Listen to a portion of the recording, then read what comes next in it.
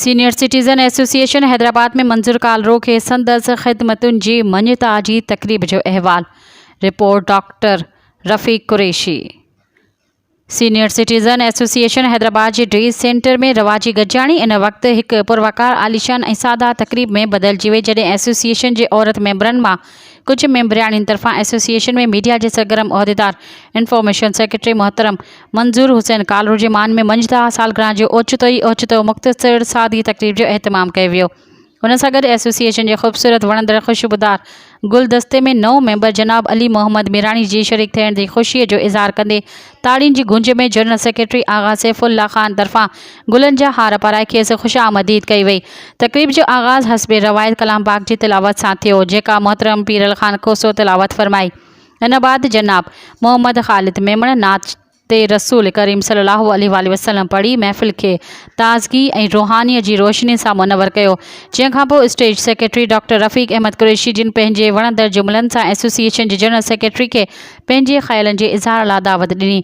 आगा साहिब पंहिंजी तक़रीर में एसोसिएशन की मिसबत सरगर्मियुनि दौरान थींदड़ तक़रीबुनि के बेहतरीन कदम करार ॾींदे उन जी साराह कई। इन हवाले से इंफॉर्मेशन सेक्रेटरी जी मान में ॾिनल ही मञता सालगिरह जो प्रोग्राम थियण ते ख़ुशी जो इज़हार कंदे जस्त ॾिनी। पाण कालरो साहिब जी ख़िदमतुनि जी साराह कंदे सभिनी मेंबरनि जी शिरकत ते संदसि महिरबानी अता कई। जैखां पोइ ख़ासि मेहमान मंजूर हुसैन कालरो पंहिंजे ख़्यालनि जे इज़हार में हिन तक़रीब ते एसोसिएशन के मोअज़्ज़िज़ मेंबर डॉक्टर निसार मेमण समेत भेनरुनि जिन में अदीकस बानू दर्स मैडम नीलोफर भुट्टो और लेखिका अदीब रज़िया शौक़ जिन जी दिली मोहब्बती जज्बन की साराह कई, जिन संदन ख़िदमतुनि जो कदर कंदे सालगिरह या मञता जो अहतमाम करण में पेश रहा ऐं पंहिंजे क़ीमती तोहफ़नि सां गॾु सिंधी सक़ाफ़त की शानदार सुखड़ी अजरकनि ऐं वॻनि जी नवाज़िश कई।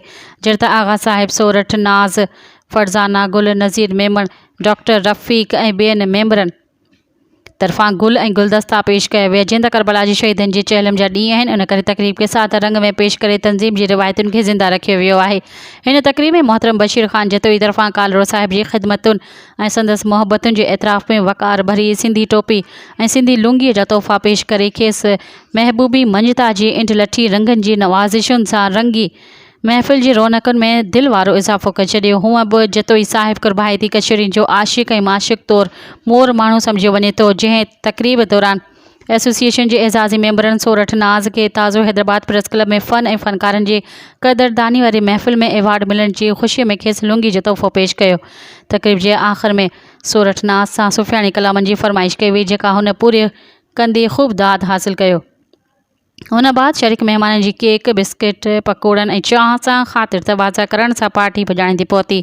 एसोसिएशन की तारीख़ में ही तक़रीब याद रखी वेंदी। याद रहे तो एसोसिएशन जो सदर मोहतरम दरिया खान बलोच पंहिंजे ज़ाती कम सां शहर का ॿाहिरि हुजण सबबि शरीक न थी सघिया, जंहिंजी कमी बहरहाल सभिनी मेहमाननि महसूस कई।